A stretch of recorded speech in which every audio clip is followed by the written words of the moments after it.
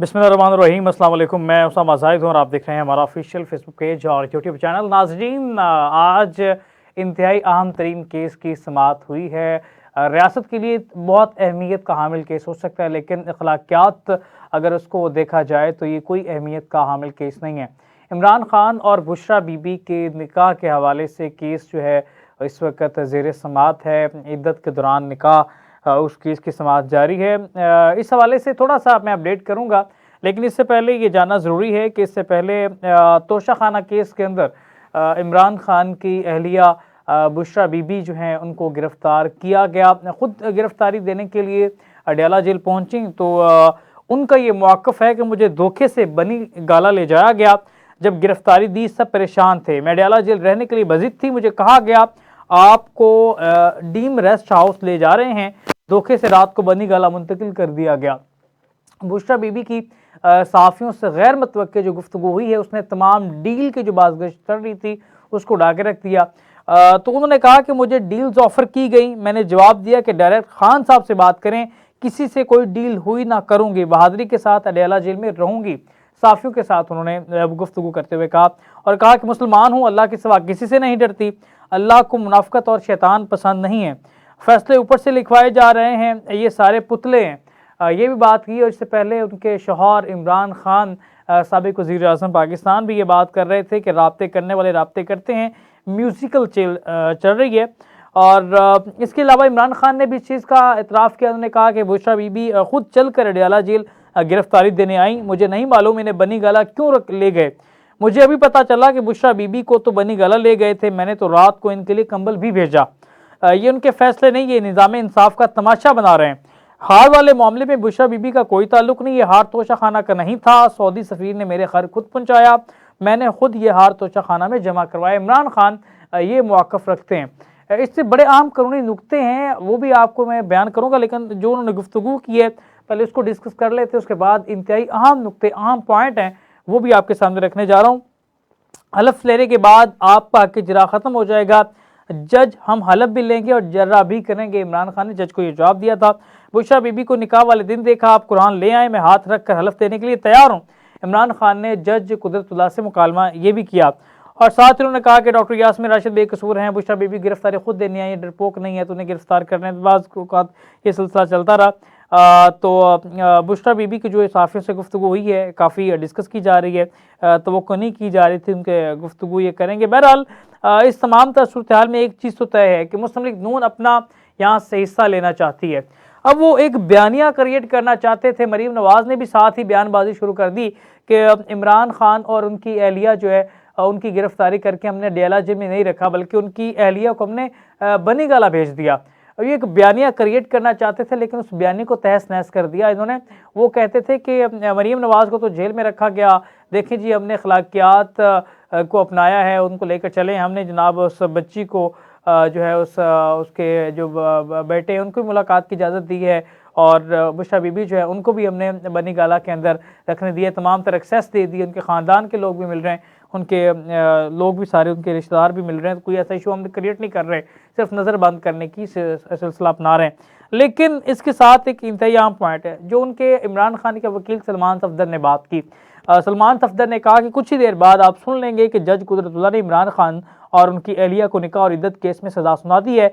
Adiala jail में सरकार ने जो लेना था आज शाम तक ले लिया जाएगा, इसके बाद यहाँ कुछ बाकी नहीं रहेगा। यानी कि उनका ये भी सिर्फ आप कह सकते हैं कि इसके बाद कोई और केस नहीं बचता। अल कादरी यूनिवर्सिटी का केस है, उस केस को ज़्यादा अहमियत नहीं दी जाती, लेकिन आपको ये पता होना चाहिए कि वो इंतहाई अहम केस है। तोशाखाना की तरह उससे भी बड़ी सज़ा जो है दिलवाई जा सकती है। तो बहरहाल इस तमाम तरह सूरत हाल में अगर देखा जाए तो इमरान खान की पॉपुलैरिटी में इजाफा हुआ है। इन चीज़ों से किसी सियासी लीडर या सियासी जमात का नुकसान नहीं होता। केसेस अगर मैं एक बात करूं, शायद ये हमारे नाजरीन जो है उनके लिए शायद ये गैर फितरी हो सकती है, लेकिन एक बात हक़ाइक़ पर मबनी है। वो ये है कि किसी दोस्त ने, ये इमरान खान कोई दुश्मन नहीं कर रहा, जो इलेक्शन से पहले केसेस है, कोई इमरान खान का दोस्त वहाँ पे बैठा हो जो केसेस बना रहा है, क्योंकि इसका जितना फ़ायदा इमरान खान को होगा किसी शख्स को नहीं होगा। اور یہ کیسز جو ہیں عمران خان کے لیے ریڑھ کی ہڈی ثابت ہوں گے ان کی پارٹی کے لیے۔ وقت گزرتے ساتھ کہ میرا ویلاگ ریکارڈ پہ آپ یاد رکھیں گے اس چیز کو کہ یہ جو بھی کیسز عمران خان پر الیکشن سے پہلے ہوئے یہ تاریخ کا حصہ بن جائیں گے اور ریکارڈ پر رہیں گے۔ لیکن اس کے علاوہ ایک اور بھی چیز ہے، شاندانہ گلزار نے جو بات کی ہے اس کو ہم جھٹلا نہیں سکتے۔ شاندانہ گلزار نے کہا کہ عمران خان سب سے بڑی خامی یہ ہے کہ وہ سب پر بھروسہ کرتے ہیں اور مردم شناس نہیں۔ خان صاحب کے سامنے کوئی بھی بات کرتا ہے تو بھروسہ کرتے ہیں۔ ساتھ انہوں نے کہا کہ جیل میں مجھ پر عمران خان کو چھوڑنے کے لیے بہت دباؤ ڈالا گیا۔ کہا گیا کہ خان اچھے انسان نہیں، وہ ملک کے لیے بھی ٹھیک نہیں، اپنی مرضی سے کسی بھی پارٹی میں شمولیت اختیار کرو، بس خان کا ساتھ چھوڑ دو۔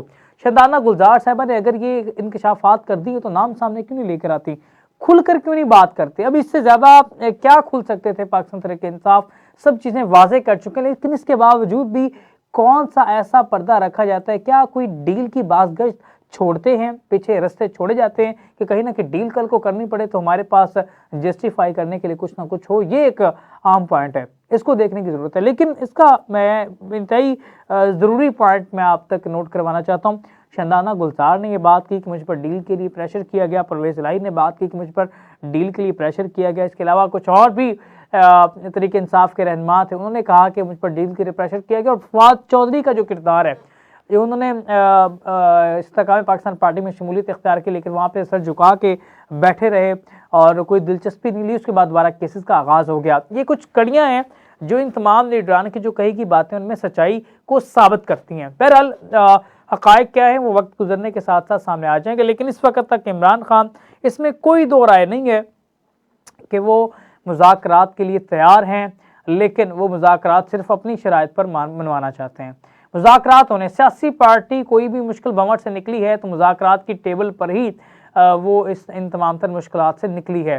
اس ٹیبل پر سیاسی ٹاک ہوئی ہے تو بات بنی ہے، سیاسی ٹاک کے بغیر بات نہیں بنی۔ یا تو پھر جو یہ میں بات کر رہا ہوں شاید ممکن تو ایسا نہیں ہے، شاید والی بات نہیں ہے، ممکن ہی نہیں ہے کہ تمام سیاسی پارٹیاں ایک پیج پر آئیں اور اسٹیبلشمنٹ کو سیاست کے میدان سے باہر کر دیں، لیکن ایسا ہو نہیں سکتا۔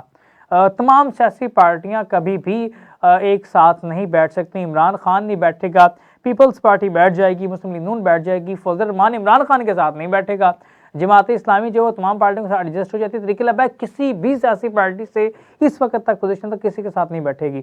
تو یہ مسائل ہیں۔ مولانا فضل الرحمان جو ہے عمران خان کے ساتھ صرف نہیں بیٹھنا چاہتے، باقی تمام سے وہ علاج کر لیتے ہیں۔ عمران خان جو ہے وہ مسلم لیگ نون اور پیپلز پارٹی دونوں کے ساتھ نہیں بیٹھنا چاہتے، پیپلز پارٹی کی جانب سے باقاعدہ آفر کی گئی ہے لیکن ریجیکٹ ہے، جواب وہی ہے۔